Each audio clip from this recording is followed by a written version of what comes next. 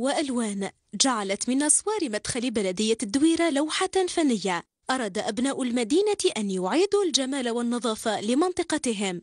المبادرة هذه باه درناها شغل كلنا قلبنا على البلدية تاعنا، ولا المدخل الرئيسي للبلدية كان في أسوأ الحالات على موقع التواصل الاجتماعي.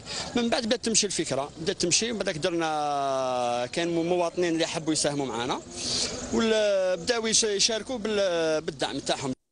النظافة لا تحتاج سلطة دولة، وإنما مواطن يحمل على عاتقه مسؤولية إبراز الصورة الحسنة لمكان يعيش فيه.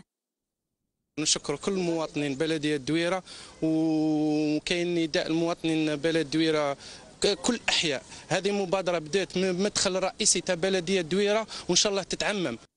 الموسيقى جسدت في صورة من طرف عشاق النوتات، وأستاذ من هناك أراد بحث روح المطالعة في قلوب الطلبة. رسالة يعني تربوية، خاصة أنه هنا توجد متوسطة يعني بالقرب من هذا المكان.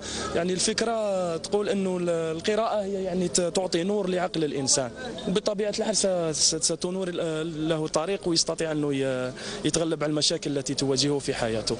هذه المبادرة دفعت بالسلطات المحلية إلى التحرك ومدية لأبناء المدينة. وهذه شباب بلدية الدويرة سنرعاها وسندعمها بكل ما أوتينا من قوة لكي تتعمم على كل الأحياء، وهذا نداء لكل شباب الأحياء أن يتصلوا بنا.